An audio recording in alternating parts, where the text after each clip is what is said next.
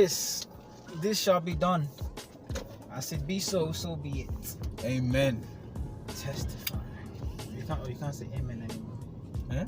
You can't say amen anymore. You gotta say them. Them.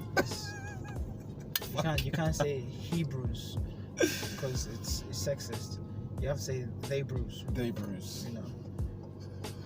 2022, baby. Different perspective.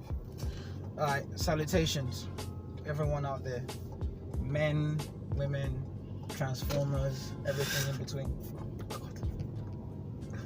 I've never started. Every time, man. I'm already throwing Transformers gets me, man. I don't know. Why are you like this, bro? Why am I like this? Why? Because it's like I've never heard anyone use that term, fam. More than meets the eye. Oh. Is that what it is? It's your life. Something in disguise. Robots in disguise. More than meets the eye. Anyway, salutations. Just Cruising, episode 12. Kevin Hess, David Love. Today's conversation is supposed to be about leadership. But today I'm on heat, so I'm giving everything and leadership. So anyone that comes my way, they're gonna get it today. I'm in that kind of mood. Standing. So everyone's gonna catch it. Equal left, equal right, everything. Everyone gets it. So we were gonna discuss leadership, right? And there were questions that were being asked. Obviously, I'm not asking the questions. My buddy here is going to ask me all the questions. I have answers for him. So, sir, would you like to ask me anything you want to ask about leadership? About leadership. Okay. I say about not anything, just leadership. Leadership. Yeah, sure. So, first question is. I've had this shit's unscripted to you. It's just so much more organic. Anyway, yeah, first question is what would you say are the qualities of a good leader? Let me start first. Before we go into that one, I kind of want to differentiate say what leadership is. Define what a leader is. That makes sense. So define and differentiate. So a leader and a boss. It's not the same. I agree. Leaders are not bosses and bosses are not leaders. Both parties think they're leaders, but they're really not. So a boss is someone you work for, someone who has assigned you to do 1, 2, 3, 4, 5, 10 tasks. Yeah. But a manager. Not quite. Someone who you work for, but the boss is not into your personal growth. The boss does not care about your personal growth, your life improvement. No, that's not the boss's task. That's a boss is like, okay, you work for me, you do this, so that I pay you, you go. Simple. A leader is more than a boss. A leader is someone who you work for or work with, but they also they ensure that you get better every day. So every time you are around a leader, you feel like you've learned something. You feel like you've grown a bit. You feel like they've given you something more than just a job. Yes. You've learned from them. You've learned something positive from them. That's what I see a leader to be. That's my own definition of a leader. Literally in that definition, it shows the difference as well. It's a great distinction, actually. It shows that, okay, the boss doesn't care about you, just sits down and says, I want this done by the end of the day. Simple. The leader goes, okay, how are you? How have you been? What have you done today? What have you done to make your life 1% better? Okay, I've got this for you. This is going to help you grow. A leader sees your pros and cons, your strengths and weaknesses, and then they accentuate your strength. They put you into go, okay, this is the kind of person you are. You can do better. and they see your weaknesses too. Recognize weaknesses, but then they try to help you fight your own weaknesses. If that makes sense. Bosses don't care about that. Boss just goes, nah, work for me. I don't care what you do. I don't care about your personal growth, your family, your house, whatever it is. I don't care. Can you come to work? Yes. No. Boom. Get it done. That's a boss. So everyone out there that's saying that I'm the biggest boss that you've seen thus far, I'm a boss B. You don't want to be a boss. You want to be a leader. It's a big distinction. It's a massive difference. You should not be aspiring to be a boss. You should be aspiring to be a leader. It's a beautiful thing right now. Black man with his kids, spending day with them. It's a beautiful thing. I need to see it more often. They're everywhere, but there's no online. That is a fantastic definition and distinction. I thought what you were going to say, because when I said manager, that's what I meant. The same thing you said, like someone that basically oversees you getting a task done. But what I thought you were going to say is that a leader is visionary in that sense, where they're not just keeping a business going or maintaining, getting something done, but they're actually looking to the future, and they've got that more kind of pioneering. Well, I think all perspective. All leaders are visionaries, because leadership starts from the mind. Like most things in life, everything starts from the mental. Sure. Your mental created twice. Exactly. Your mental state, how you think things, how you see things, helps you determine what happens now. Like it's a boss is a small picture kind of person. Small picture, like yes. I need this now. Yes. Leader is a big picture kind of person, which is okay. This is good now, but this is better in 10 years, in 20 years, in 30, 40, in 100 years. This is going to be a better place. That's leadership. Back in the day, I would say a leader, say in war times, a leader would be someone who was in the front lines, who would lead the troops, and everyone they go in there like Sparta, stuff like that, right? Leader, Leonidas, leader. Today is quite the same but different. A leader is someone that leads. He goes out there, says, okay, all right, troops, we're gonna go do this. That general is an awesome leader. That captain, that major, it's a great leader. A boss is the one that sits in the office and goes, okay, I'm gonna send my troops to another country to go and die. That's a boss. And when the flags come back home and the coffins and everything, we give their families compensation, but that's it. It's not nice, but it's the world we live in. So there's a massive distinction between a boss and a leader. So I've given you examples. It's up to you to see how you want to see it. I'm not gonna knock your hustle. That's your hustle.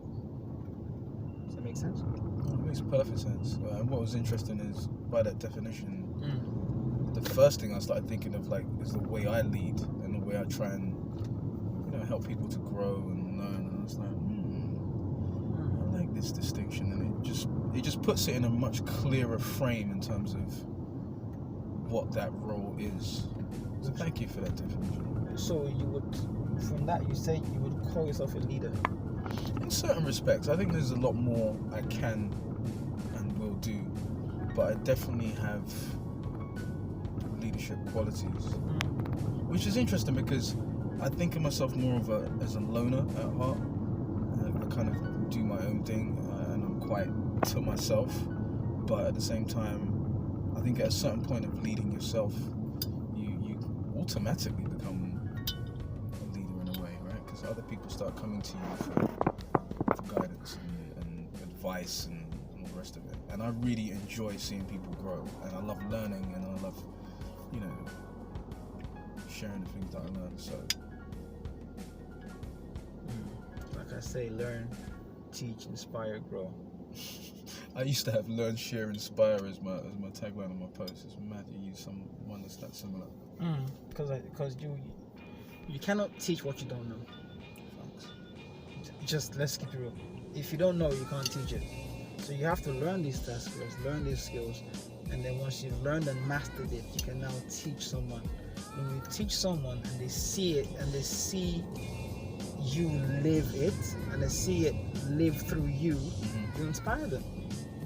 When you inspire them, they grow.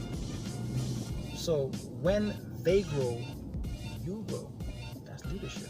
So learn, teach, inspire, grow. Full circle.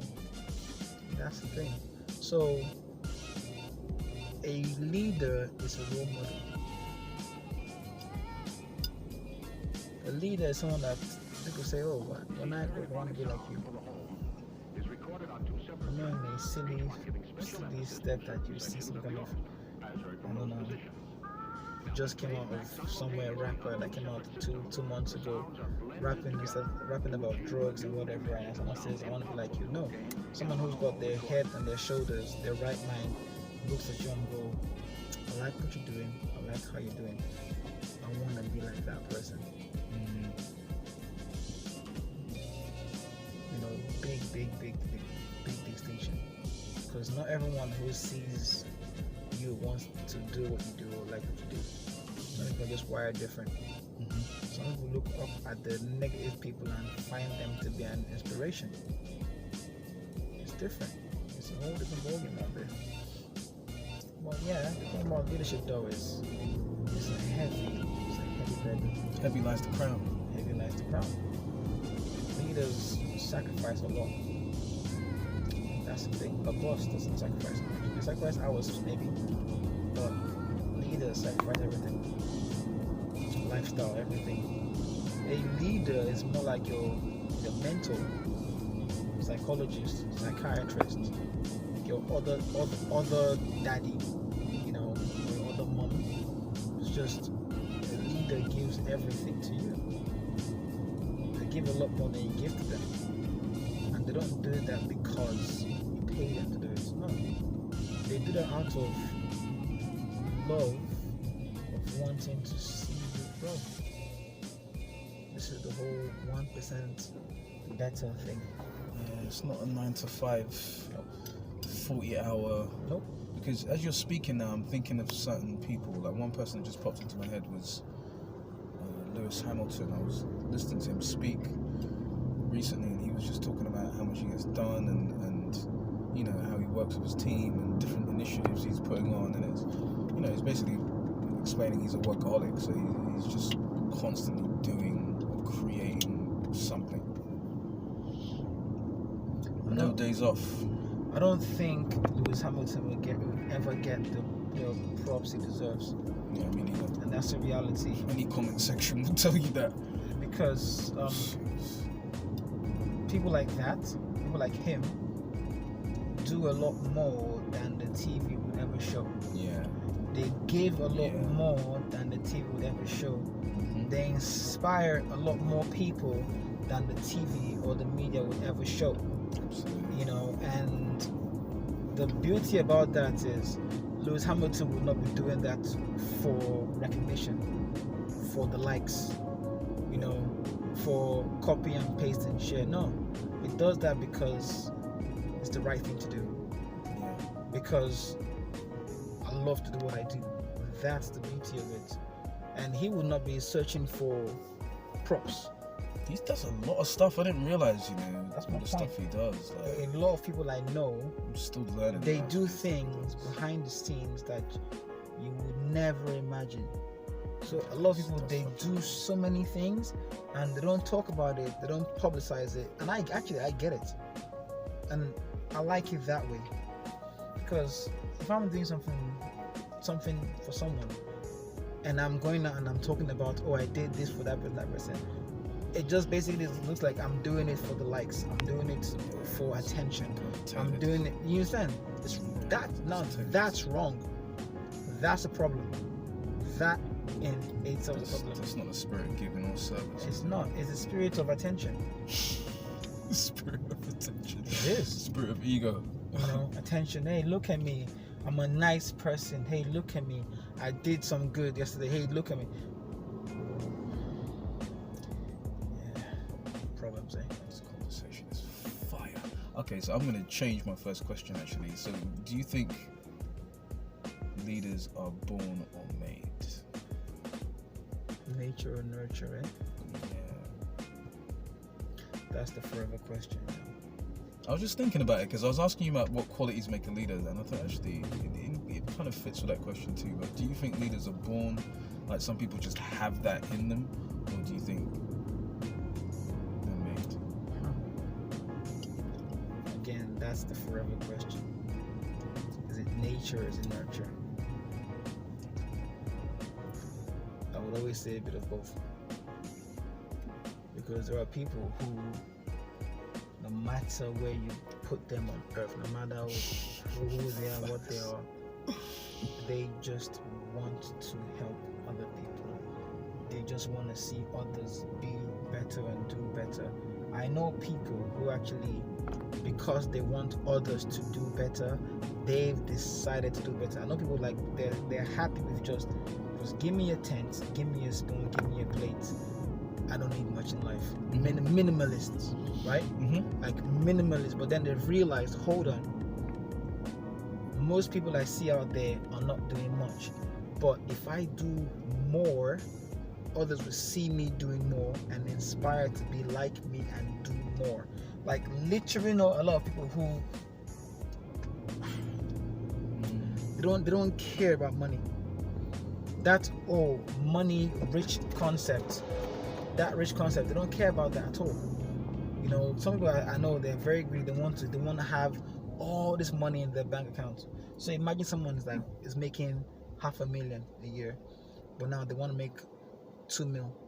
They've made 2 mil, now they want 10 mil. They made 10 mil, now they want more and more and more. But then, and they're just greedy with that. That's a boss. That's a boss. But then I know people who make $250,000 a year, and that's good money, but they don't need that money. They just go, no, I'm fine with 10 grand. You know, as long as I can feed myself, my family, everyone is good for the future. You can take this rest of this money to charity. Here you go, boom. Yeah, I'm not in it for that. Do you understand? So it's just weird because it's nature and nurture. Because there are people out there that you can train them all your life to be a good leader. You can put them under your program to go, okay, you're born for this, you're going to go do this. You put them in that position, but they're just sad, angry bosses. You know? Like, I was born for the role, but then you're just a boss to your staff or to your people. And then you have those who were trained for it and they become excellent leaders. You also have those who were never trained for it, but they become excellent leaders. So it's nature and nurture. There are people out there just from the age of 5, they knew they were born to lead. You know? And with some people, everyone else knows it too, because you can see they almost like they're the person they go to ask questions, or they're the people they go to ask advice. Speaking of which, now you've said that, I just remembered how from the age of like 5 or 6, like adults would come and tell me their problems. Like grown people would come and talk to me. They're crazy. Interesting. I was holding that space from like young. They're crazy. Yeah, it was kind of dysfunctional. It is. Yeah. That's dysfunctional. Adults. I'm okay now. Of course. Adults should not go to. So I said adults should never go to children with adult problems because it's emotional abuse, man. It's emotional abuse. It is. You know, it's so crazy because I see that happen a lot. This is why I say things like, "What is for adults, children should not see. Yes. What is for adults, children should not hear at all." So, example, my parents. I keep saying this, and it's true. My parents, I never in my life saw them argue. Never. Come on. Dude, real talk. Not once. Not once. Ask my whole family. I never in my life saw my parents argue. As I get older, I respect that even more. This feels like a therapy session. I'm like, no wonder I'm such a crazy person. But here's what though. Here's what though. Because I never saw them argue, that was now nature and nurture for me, which is what I would. You know how you have those people on road arguing, pulling hair, those couples that in front of the kids and everything. Yes. So because I never saw my parents argue, just at home anywhere, never argue, I never put up with anybody who was going to do a public embarrassment with me. Say that again. Because I never saw my parents argue, I never put up with anybody who was going to give me public drama. I was like, nope, not having this, boom. And I sat down with my parents and was like, I know you guys love each other, obviously, but are you telling me you guys never argue? They laughed my head off. I was like, look at you. We argue all the time. Just not in front of you. But not in front of you. Oh man. We give you that respect. We argue all the time. If you love somebody and you're not arguing, something is off. We argue all the time. We want to pull each other's hair off all the time, but we would never argue in front of you. That's so beautiful. And it's a thing that I've always said. Anyone's like, listen, Beautiful. I love you and everything, but I will not. It's just simple. I have my laws, I have my rules, I have my set things. Mm-hmm. There are things you will not do with me. There are things you will not do with me or do to me. We are not going to argue in public. I don't care how much I love you. We are not going to argue in public. If you try with me once, bam, I'm out. Deal breaker. That's a deal breaker. Yeah, I'm not entertaining. We do not argue in public. I don't care what happens. We're not doing that publicly. No stranger is going to know my name or my kid's name or anything like that. No. Or your name. Buzz. We're not doing that. That was what I said. And I also said this. It's like, you will not disrespect me in any way, shape, and or form at all. If we are behind closed doors and like, oh, Kes, you ain't shit, no problem. But if you stand up on road or anywhere and disrespect me in any way, shape, and or form, we're done. So you're saying public disrespect is sackable offence? Gone. And what about if it's... I will demote you. What about in private? Private's fine. It's fine. Oh, we're gonna argue. You ain't shit. Yeah, you too. We'll argue. It's fine. In private, you'll it's fine. accept some disrespect. But in public, I'll demote you. Standard. Easily. Respect is everything. It's everything. Respect is everything. It's everything. No one gets Without it. that, to me, you haven't got a relationship, man. Like, it's not about love, man. It's about respect. Men don't do love. Men do respect. It's that simple. Men don't do love. Men do respect. I've seen many a man who loved the crap out of their woman, but because of that, the woman, not every woman, obviously, that woman who is used to being abused and treated like crap, this man now treats her good because he loves her so much. But because she's used to waste man treating her like crap, she does not see that him being nice to her is him loving her. She just goes, oh, you're not hitting me or abusing me or anything enough, so you're not man enough. Yeah. You're not making me feel. You're not making me feel X, Y, and Z. Yeah. This isn't familiar. There you go. So what happens now is the guy who was nice and sweet gets disrespected, and all he wants, he wants you to respect him. So he hangs along. Oh God, if I do more of this, if I add more emotion and affection to blah blah blah, I'm going to get loved eventually. And you know what's interesting too? Those situations sometimes turn those guys into motherfuckers because they're just like, I'm not dealing with this, I'm not going through this again. So then they actually become so really jaded and hurt people. Yeah.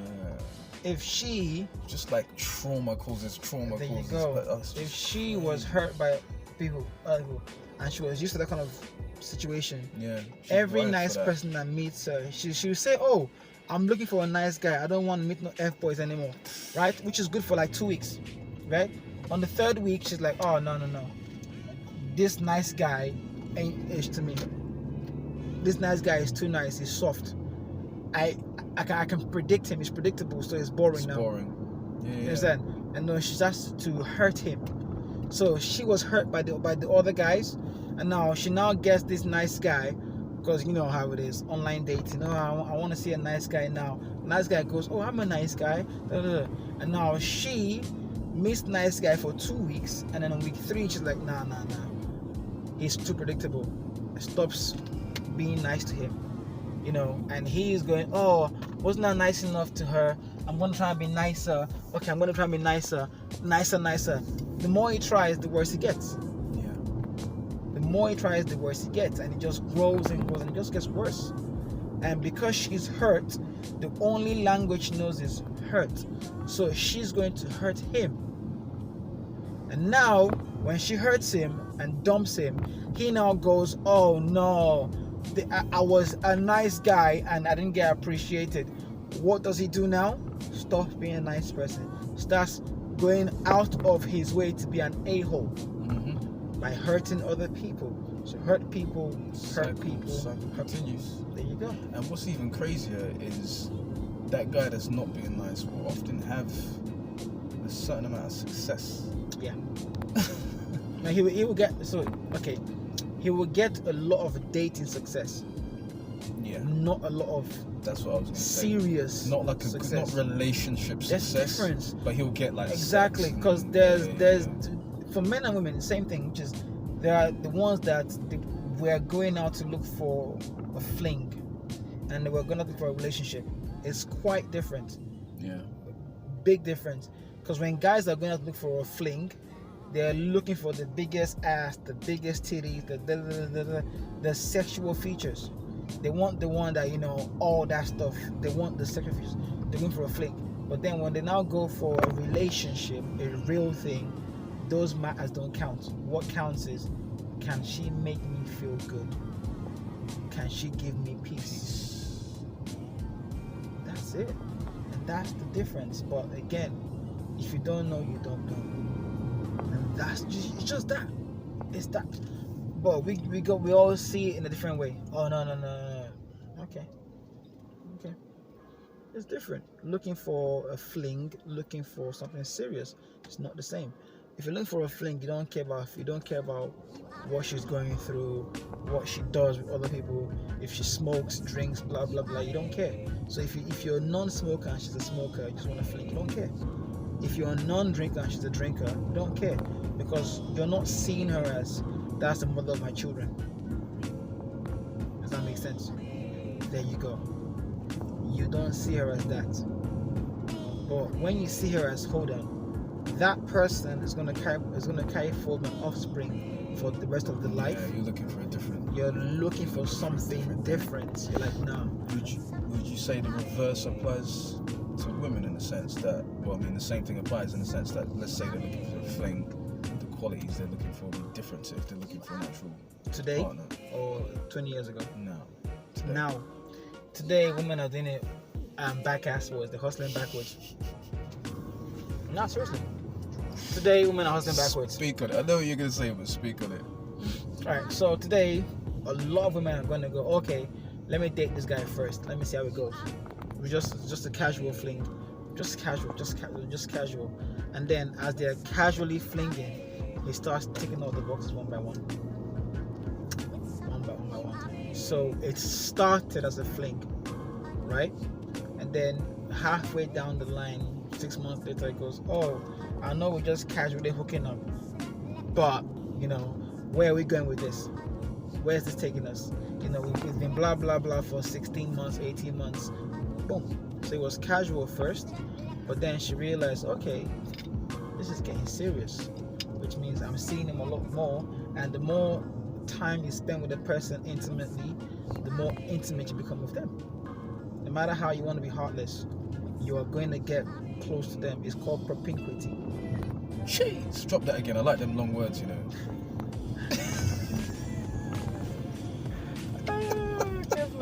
I ain't heard that one before, I'm not gonna lie. Oh, jeez. Propinquity. Propinquity. Propinquity. Propinquity. Yeah. I like that shit. I love words, man. Those are my tools. Those are my paints. Because a lot of people go love, infatuation.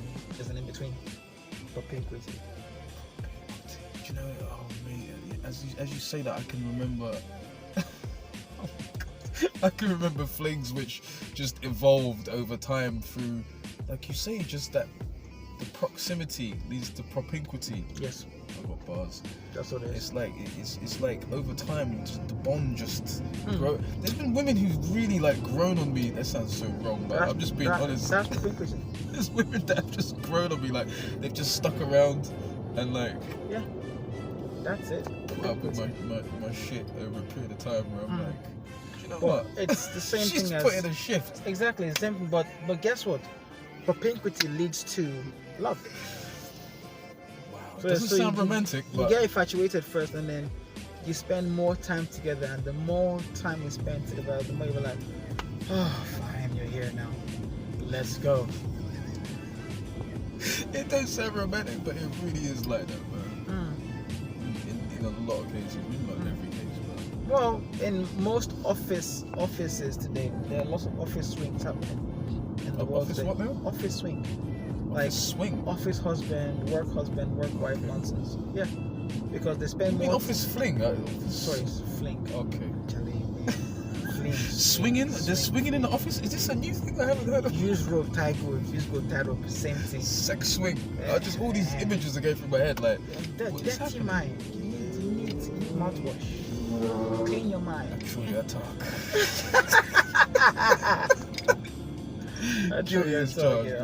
Nah, so basically, these are like that. So you get lots of office flings these days because he sees her more than he sees his wife.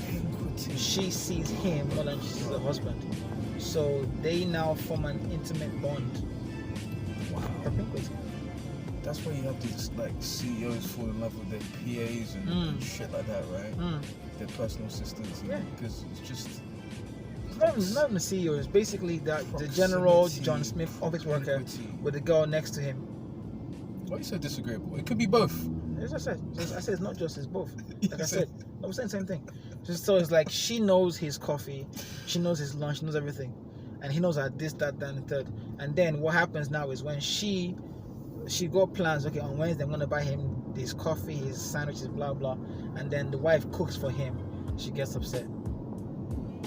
You know what's also crazy? Like when you think about it like that, it just takes the kind of the whole sort of romantic, magical kind of fairy tale thing that people are fed out of the equation. Do you know what I mean? Because I think a lot of times people want to believe in. Thank you. Do you know what I mean? They want to believe.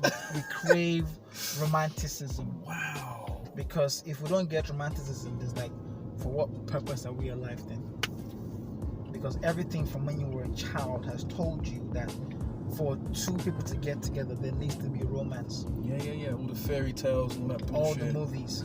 All the fairy tales, cartoons, all the romantic comedies, everything, all the sitcoms, all the films. Yeah.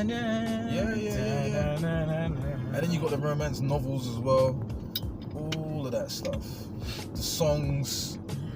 Jesus. So everything on every corner is programming you or socializing you to believe that in order for me and this person to do anything, there needs to be a ding, a spark. It's good for business though. It's great for business. If I had an online dating site, I'll be selling that like whoa. Because as simple as that, I'll be like, okay, all these people. Because I'll have like a example, like a website. Go on. And I'll be like, a brand new dating site. Come here. I'll hire like 30 models. Pay them money for like a month and say, okay, for a month, create like 10 fake profiles. Boom.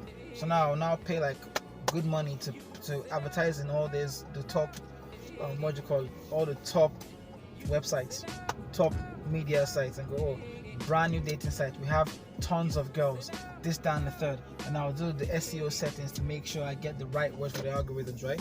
Tick, tick, tick, tick, tick, boom. And now by me saying I have tons of girls on this website, and I'm not gonna get like 100 guys come on that site.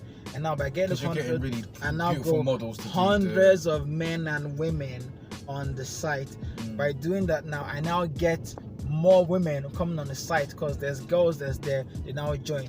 And then the more women I join the site, the more men I join the site. So I spent money for 1 month to get good hustle, and it just continues like that. But the first 4 months I'll do it free online dating. Once I've got all your details. Explain the connection in terms of how you would be selling that shit from what we were talking about. So we're talking about how people want to believe in this whole thing. That's free game. Thank you, free game.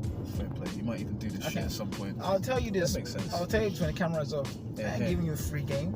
Dare you? If I give you a free game, you'll not appreciate me. Nah, I'll charge you for my game. It's a game. It's hustle. It's hustle. It's good hustle, but it's hustle. Game is to be sold and not told. Legit. Don't give out free game here. I ain't Santa Claus. Father Christmas. To be fair, there's a lot of free game being given out here. No, this is knowledge and wisdom. Free game? Nah. Tell you what you need to know. Anything more than that, pay me. As simple as that. So this is how it is. It's men follow men, men follow men. It's just natural flow of life. Everybody wants to copulate, wants to reproduce. So repeat what you just said. Who follows? Men follow men. Men follow men. It's natural order of life. Everybody wants to copulate and reproduce. It's just what it is. It's what it is. You know, something somehow, some way urges us to spread our seeds, and it's a hormonal thing. It's not a human being thing. It's a male species thing. Every species, every species, every animal, every race, every whatever, the male wants to reproduce. The male needs to reproduce. The male feels an urge to reproduce. And how do we think of reproduction? By intimacy and romance, because they've taught us that in order to reproduce, you have to go through these 5 steps.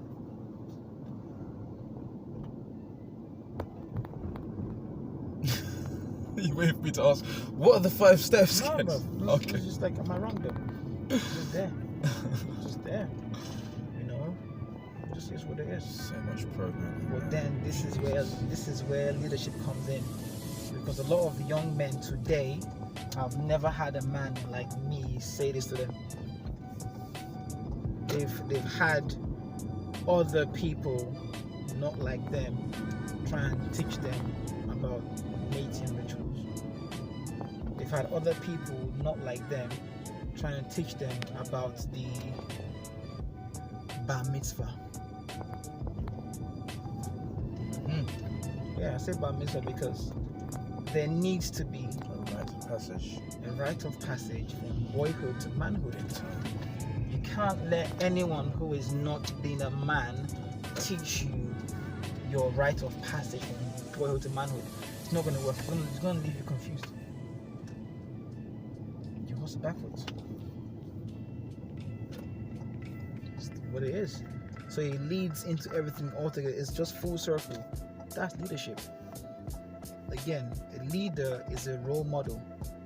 He's someone that goes, no, I've done this before. This is how you do it. I've done blah before. This is how you do it. It's simple. Example. Almost every boy, every man back in the day when he was a boy, has been caught with a magazine or something with his pants halfway down and his junk in his hand. I don't know what you're talking about. Exactly. Yeah, that's my point. I'll say almost every. Man. Go on. Almost every. You see my point? But see, right there, that's it right there.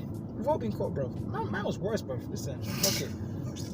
Mine was worse. I don't want to know, bro. But mine was like public court. I'm like, after this, I can't die of shame anymore. It's like It's like humiliation. That's why nowadays I can walk around naked. I don't care. It's like, you got your junk out. You seen dick before. Me, no shame. My game, I have no shame. No shame in my game. No shame. I grew up. But that's what it is. So now here's how, right? When a mother catches her son masturbating, oh no, it's the worst thing in the world. The shame, the guilt, the trauma, everything, right? No, it's true, right? It's a lot. It's a lot. I never really thought about it. It's a lot for that child to do with. Oh, you mean for the kid? For the child. Okay. Yeah. For the child to deal with. Yeah, That's absolutely. a lot for them to deal with. So it's a lot. Now, if I catch some young man rubbing one up, catch my son masturbating. Different situation. It's different. You know what happened? I'll come. I will tell him to be home at 4 o'clock on Saturday 4 p.m. You're gonna sit down there. Have a chat. No, bro. Have an embarrassment. I'll call you. You're gonna be there at 3 o'clock. Me, you, 5 of the boys. 5 of the men. We watch down. It's like now 6 men there, like a full circle, right? We're sitting down there, and then when my son comes in, I'll be like, all right, sit down. And then I'll be like, guys, so on blah blah blah day on this time, I caught him masturbating. I know exactly what you're gonna say. It was like everyone's laughing at him. And he's embarrassed. Let him get embarrassed. And then everyone starts telling their own stories. Everyone else shares, yeah. And I'm like, let me tell you my story. Boom, boom, boom, boom, boom. And then the next man says his story. Boom, boom, boom, boom, boom. Yeah, I knew you were going to say that because I remember you talking about the same thing at the male spaces. That's when you finish training and you guys sit together, and then at a certain point someone might be going through something, and then you go, "Oh, I heard that. That's nothing." And I remember you, Yeah, because most young men and men that stay shelled up assume that everything happening to them is just only them. Yeah. But it's not true. There's something because wrong with them. Everyone has gone through the same thing you're going through, and this is how they got out of it. Absolutely. Whether it's depression, anxiety, whatever it is, suicide, everyone has gone through it. Yeah. But they had their own different methods of getting through it. Yeah. But you have to hear their methods of getting through it so that you can find your own way out of it. Boom. Not my way, your own way. Everyone's got to find their own formula. There you go. But once you realize that everyone has been in this trap before, but they got out of it, you'll be like, okay, cool. It's my turn. Yeah. It makes it's not a big deal now. It's not a big deal now. It's not the worst thing in the world. I thought it was, but it's not. And that's the magic. So that's the difference between the mommy and the daddy. Shush. That's the leadership thing, because one, the young man has seen, oh snap, there are men that are older than me that have gone through it, men that I look up to, Men that I respect. that I respect, have gone through this as well. And these men, no matter how bad I think I am, these men have got my back. And also it shows you that you can still become a man of respect, because these men, There you go. despite going through the same thing, Despite what happens, it's not the end of the world. these spaces are so necessary. But what women may not even know, actually, some know, some don't, is that they need to let the men go through those circles. They 100% do. I know some mothers do, for example, that like single mothers. There was one woman who posted something a while back. I can't remember what it was, but I ended up, I commented on something, and then she said to me, I'm concerned about my son, being too feminine in a sense. And she was like, do you have any advice? That's a late call. That's a late call. That's no, this is important. This is a late call because it's a self-realization after it's been done. That's being reactive, not proactive. Does that make sense? That's very true. So because I know women who've put that in place before there the you kid go. even came So along. now think about this, right? Think about it, right? When someone posts online today and say, "Oh, this person should do 1, 2, 3, 4, 5." What happens is most people that post online today, they just found out that this is the way today, not 10 years ago or 20 years ago. So that means that those 15 years before you messed up, and you just realize now that this is the way. So now that they're posting this because she wouldn't need to post it. Their Right. path has been destructive, and now that they're trying to make things right, they're posting it. Because if you were on your game from day one, you would not need to post that today. Need to ask me that question. It's like me saying every morning, "Oh, I'm up at 4 a.m. Oh, I do it every day." So it's like, to me. Yeah. It's not enough. It's not nothing new. It's nothing new. That's the magic of it. So, you don't miss much, do you? That's why I am who I am. It's just that level of attention, man, to like details, like being. Dude. But it's all. The thing is, it's all there, and I'm guessing you experience this on some level. But it's almost like your level of awareness just increases and increases. And like, for one of the things I've started to notice recently is, or maybe it's partly just because I interact hundreds of times with people every week, but I'm starting to see through masks now. Yes. I never used to see it before. Like, I would see someone and just be like, "Oh, that person's angry, that person's unfriendly, that person is..." But now I look and I'm like, "That's your social mask." There's something else going on there. Absolutely. And it's like it's like the masks and the charade and the facades. It's like they're kind of fading now. I'm starting to see more. Because you now have more patience, and they're no longer so quick to judge. To jump to conclusions. Just watch. Just sight beyond sight. You know that line? Lionel. Sword of Omens. That was such a hard cartoon.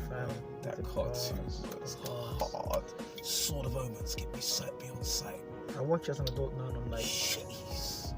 There's some animations that I bet there's some cold cold dialogue in that shit. And you watch it today, you're like, this thing was 30 years behind. And that's what it is. Some things are so far behind. Just like, you mean ahead or behind? Sorry, ahead. Apologies. As in, if they came out today, they'd be a lot better. I mean, that original story. I know exactly what you mean.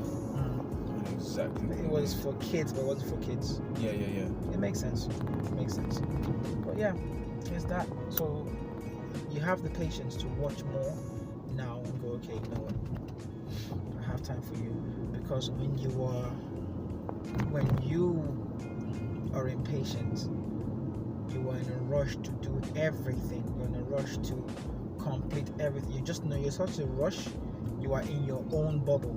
Yes, exactly. You're in your own head. Bubble. How do I look? What are people thinking of me?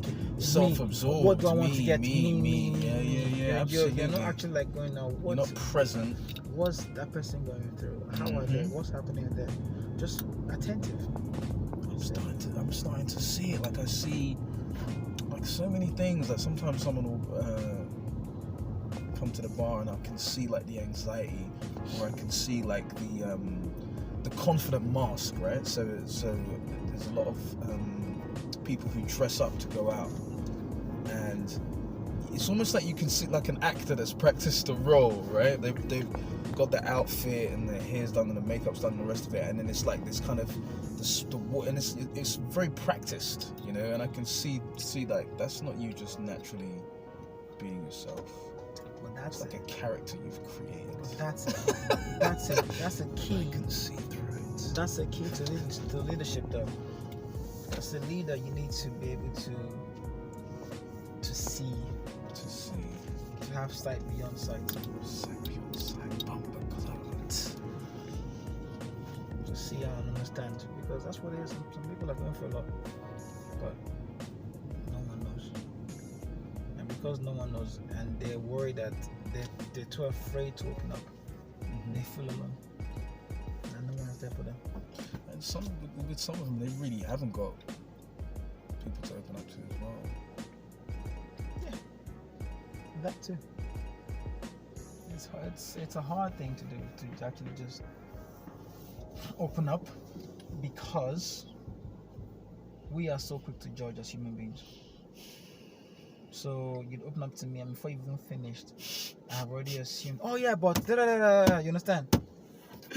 Yeah, related to your own experience. That's the one. That's the one that kills me. Yeah. You say something to someone, never like, just that. yeah, and back to me. And back to me. You're like, fuck. And then from what you say, I'm gonna judge you.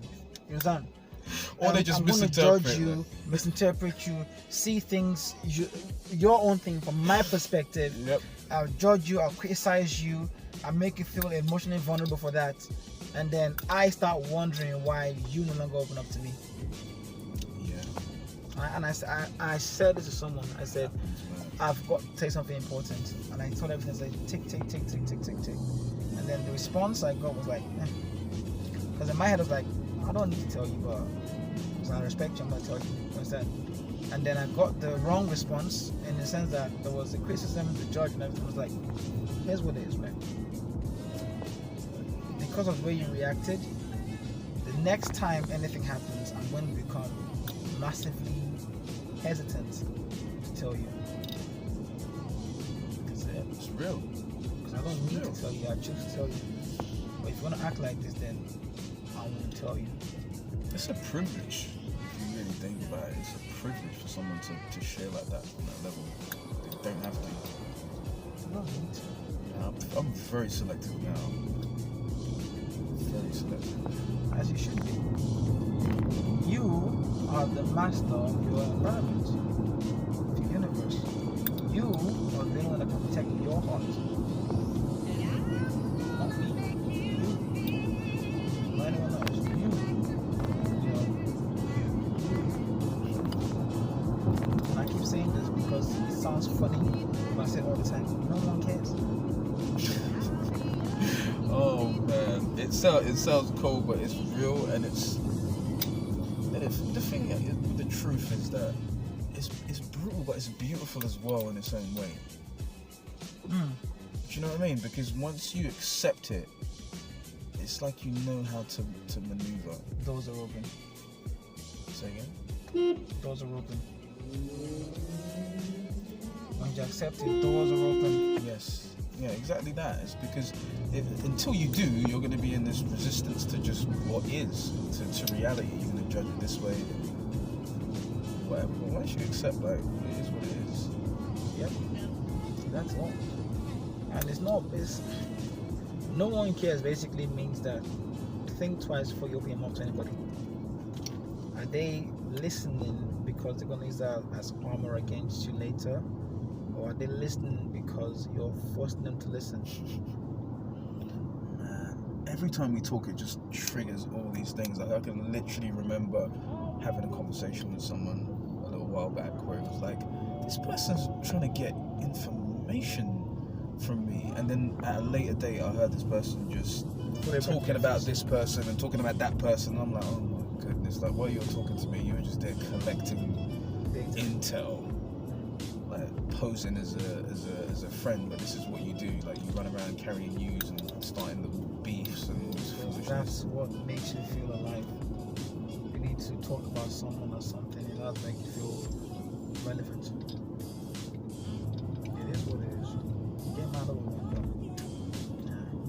People are people. Yeah, don't make the rules. Yeah. I just live here.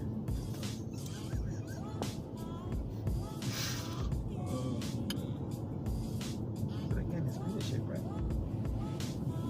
Leadership.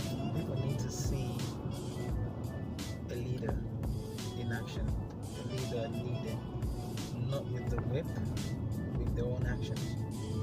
If you can't set yourself as an example, you is a problem as a leader. You're a leader. And here's what's a bit more interesting. Not everyone is born to be a leader. Not everyone is supposed to be a leader. Don't force yourself to be a leader.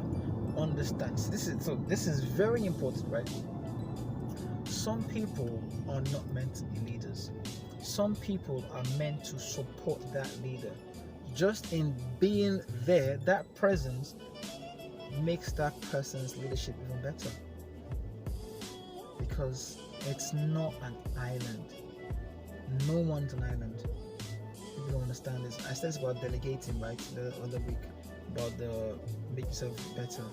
Is a good leader has a good team around him or her. Good leader, you have the right people, and the right people make everything a lot better. A leader is not selfish. It's not just me, myself, and nah. No, it's not that. It's everyone, the whole team. But the leader knows how to put the team together and make the team work. So there's better benefits. And everyone gets it the best way. Everyone gets complimented. Everyone gets it strong. Leadership. So don't try and force yourself to be a leader because you heard this. Nah. If you're not the leader, don't try and force the leadership onto yourself. It's not by force. You know? Relax yourself. It's all good. It's always good. Excellent point. I see that dynamic with this as well. But I definitely see that in terms of supporting the creation of the vision. Thank you. One thing I try and do as well is I try to sit back and let others lead. That's very important to do. That's a big part of leadership. That's a lot of people struggle with that, right? Man. And it's not to let others do it out of spite or no.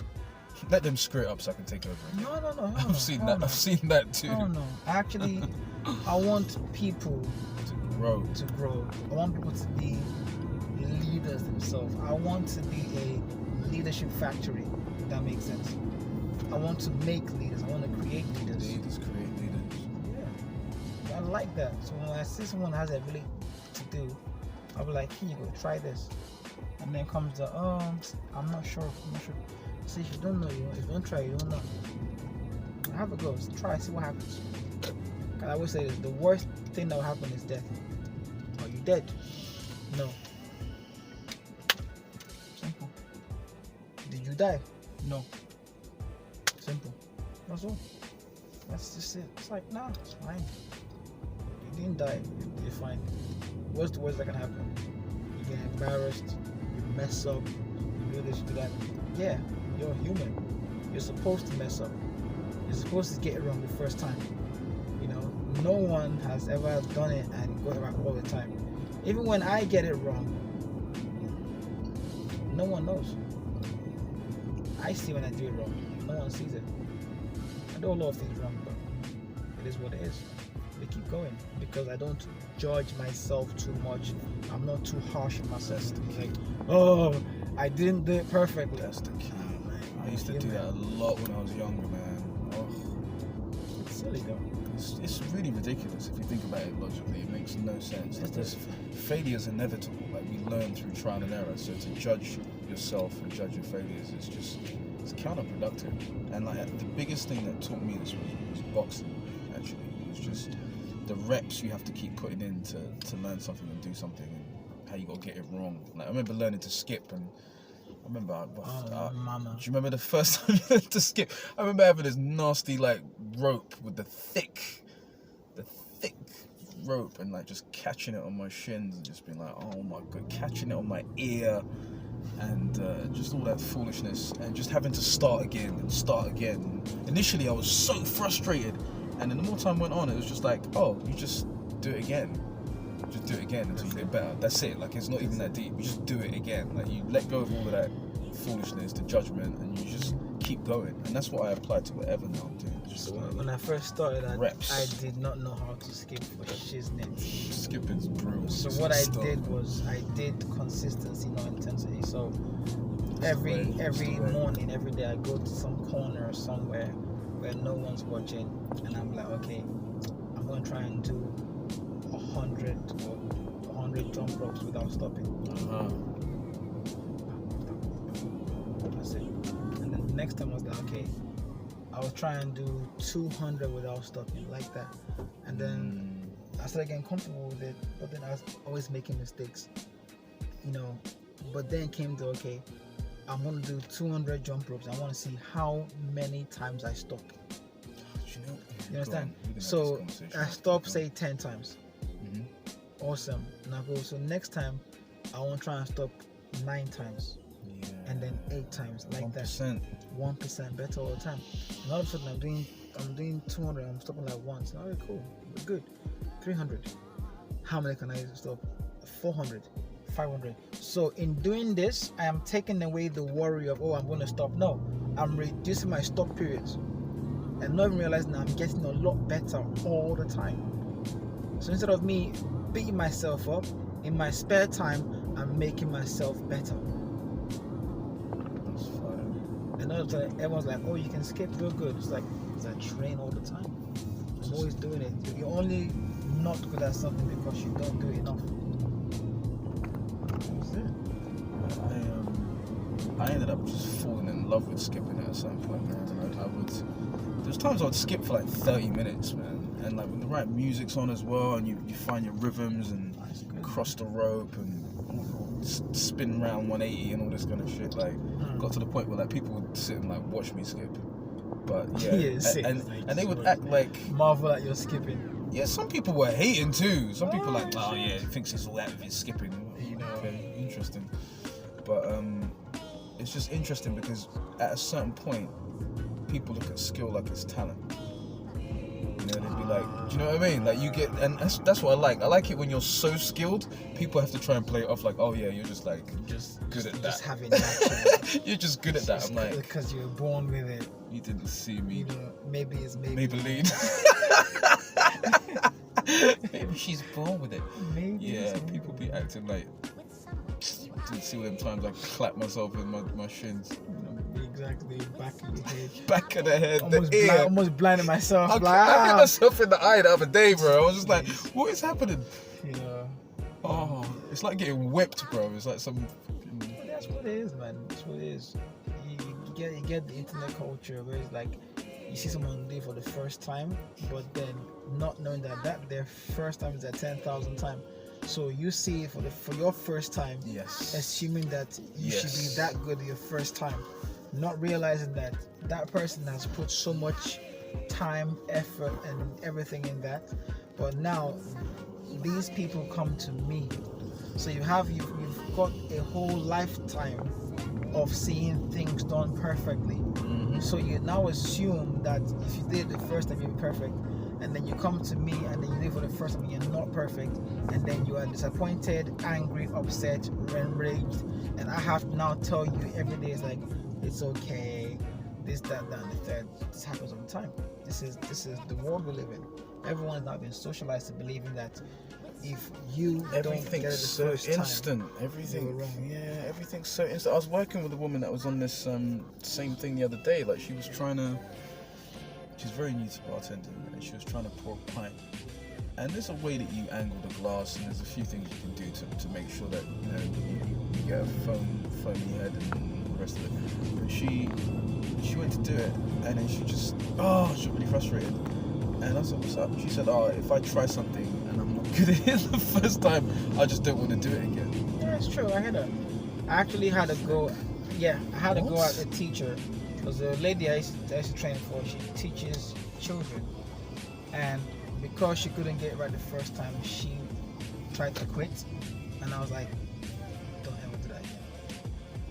If this is you put your finger in the face like that. Yeah, I do it all the time. Don't ever do that again, because if this is who you are, this is what you're gonna teach children.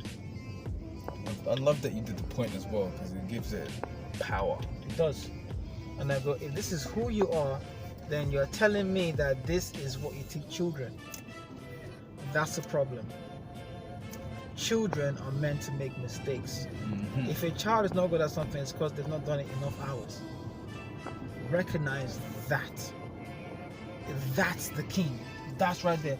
But if you, as their leader, if you are saying that, oh no, I did it twice and I couldn't get it, therefore it's not for me, is that what you're teaching your children? That, if they're not good at maths, their first 2 tries, then that's it, game over. Nah, we're not doing that in my house. I'd love to see this woman's face. No, it's nothing. It's just how it is. It's Monday. It's just Tuesday. It's Wednesday. What I do. It's my job. I teach. is what it is. Like I said earlier, if it be so, so be it. Well, that's a new one on me. I like that one too. It's not for a long time, man. So it's like me saying it is what it is. Same thing. Yeah.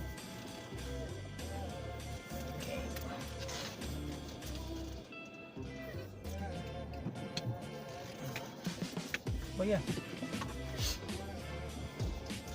Any questions? I was just gonna say, I thought you said you weren't giving that game, it was just knowledge and this and that. That's just me. Bastard.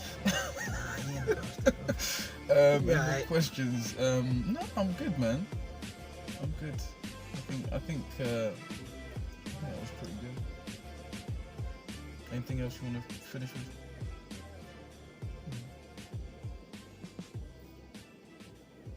That's a good question. Any highlights? For me? Mm-hmm.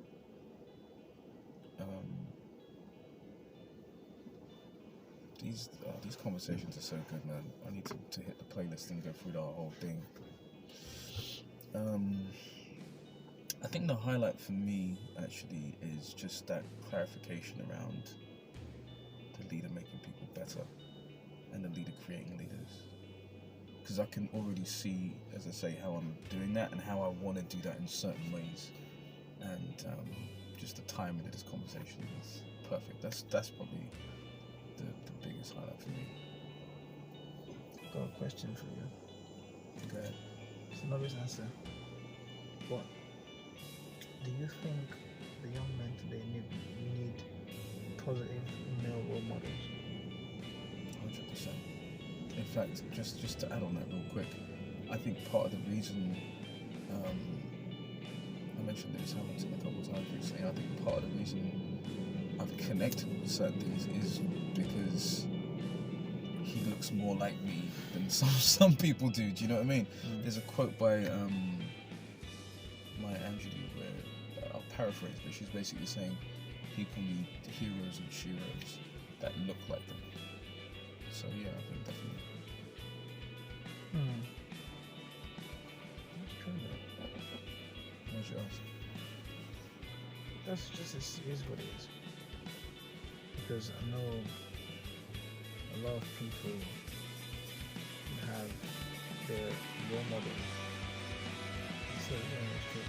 But you have lots of role models that they take as role models, but these people don't seem like they see on TV, they see on the video, they see on media. So they now pick them as role models because they don't have anything in the physical, anyone next door. They need someone who's next to them, looks like them, acts like them, does like them, and this now becomes an unconscious following. It's just like that person does this. Then they realize that the more they meet this person in real life, the less they want to be with that person on the internet. Does that make sense? That's what I've come to realize. Again, the question is a broad question, but this is how it is. People need role models and mentors. Whether it's directly or indirectly, you see someone next door, you like the way that person carries himself, you like the way he does this, that, and the third. Boom. Role model. I think one of my Facebook friends posted something recently about how you become like the people you spend the most time with, both online and offline. Sixth. And that was like... The sixth person. That one hit, because I was like, whoa, that's so true. Whether it's online or offline, whoever you're spending the most time with, you're going to become like. You dress like them. I mean, in person's got like a different level impact, 100%. You dress like them, you talk like them, you think like them. You think like them. You become them. Like I say, show me your 5 friends, and I'll tell you who you are. I tell people like, look at their 5 friends.